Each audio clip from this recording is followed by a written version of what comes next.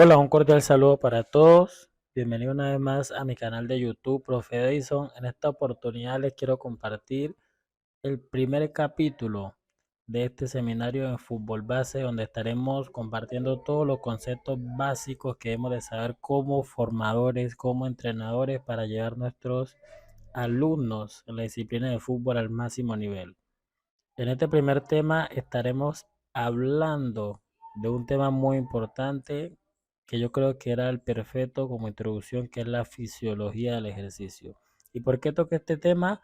Porque el fútbol ha sido objeto de una serie de estudios científicos, los cuales han permitido realizar un análisis desde el punto de vista de la fisiología del ejercicio y de esta manera llevar a números simples los datos obtenidos. Entonces, creo que algo que no podemos descuidar y es el tema con el cual se da inicio y apertura a este seminario. En los 90 minutos aproximados de duración de un partido de fútbol, se genera una gran cantidad de modificaciones fisiológicas en los futbolistas. Por ejemplo, cambia la frecuencia cardíaca, la frecuencia respiratoria, la presión arterial. También opera la contracción muscular, los sistemas energéticos y se genera efectos hormonales, entre otros. Entonces, una de las situaciones fisiológicas más complejas en el fútbol es precisamente realizar en este deporte y más que todo en altura. Hablamos sobre los 1500 metros sobre el mar. El organismo comienza como a sufrir alteraciones. Esto porque a mayor altitud existe menor concentración de oxígeno en el ambiente, generando disminución del mismo en el cuerpo y un fenómeno conocido como hipoxia. Ahora, otro ámbito de estudio de la fisiología apunta a los procesos orgánicos que se producen en las diferentes edades de las personas que practican deportes.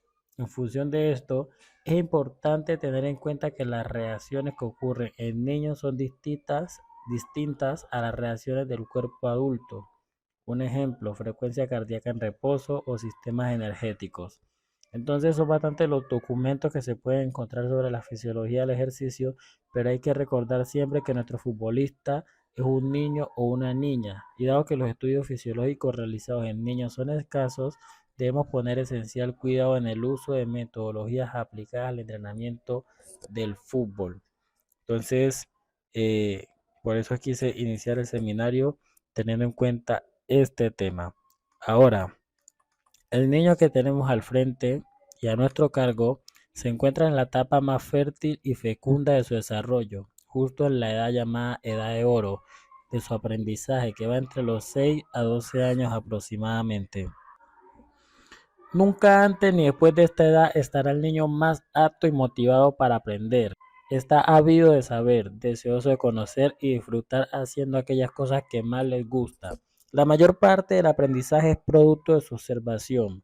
Un niño aprende todo a través de lo que ve y cuando lo que observa son movimientos, concibe estas acciones como un modelo a seguir y tratará inevitablemente de imitarlas.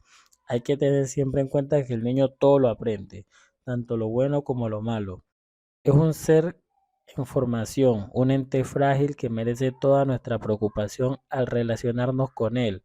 Debemos conocerlo, entenderlo, quererlo y saber cómo y qué debemos enseñarle para su óptimo crecimiento como futbolista y también como persona, es decir, apuntar a su desarrollo integral. Entonces el niño no es un adulto en miniatura. Hay que respetar su edad, sus cualidades específicas en el aspecto motriz, cognitivo y afectivo. Y por supuesto hay que recordar siempre que aprenderá con facilidad lo que esté relacionado con lo que más le gusta hacer. Moverse, reír, correr, saltar, lanzar, etcétera.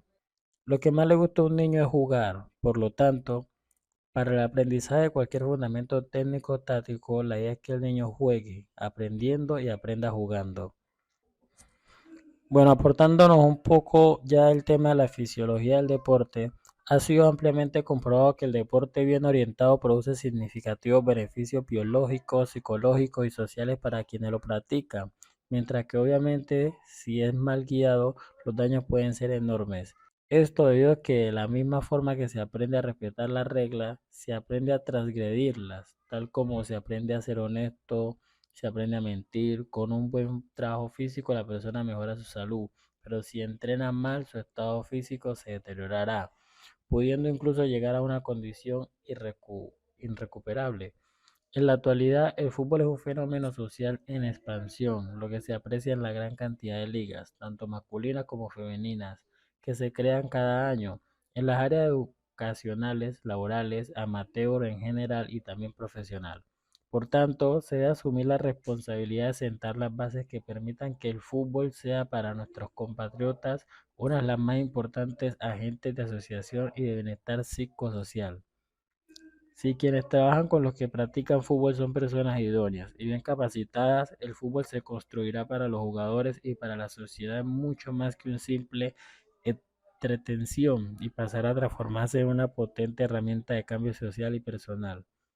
Numerosos trabajos de investigación hay sobre los beneficios del deporte realizado en forma adecuada aporta a quienes lo practican, siendo uno de los más claros el que se entrega a continuación y que nos señala los efectos cotidianos que produce.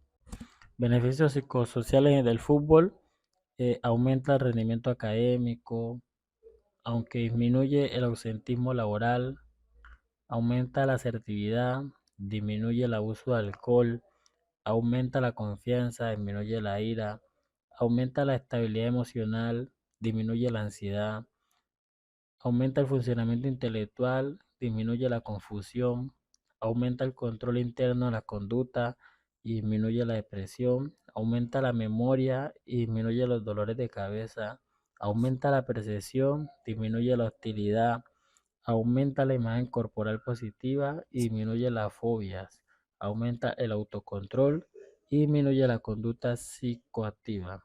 Es un estudio adaptado por Weinberg y Gould en un artículo publicado en 1996. Entonces, son unos beneficios psicosociales del fútbol que quería que tuviéramos en cuenta ahora sí para dar apertura a todo el contenido técnico, táctico, físico y psicológico que se viene a continuación en este seminario en fútbol base. Así que en nuestro segundo video estaremos hablando ya del tema que son toma de decisiones.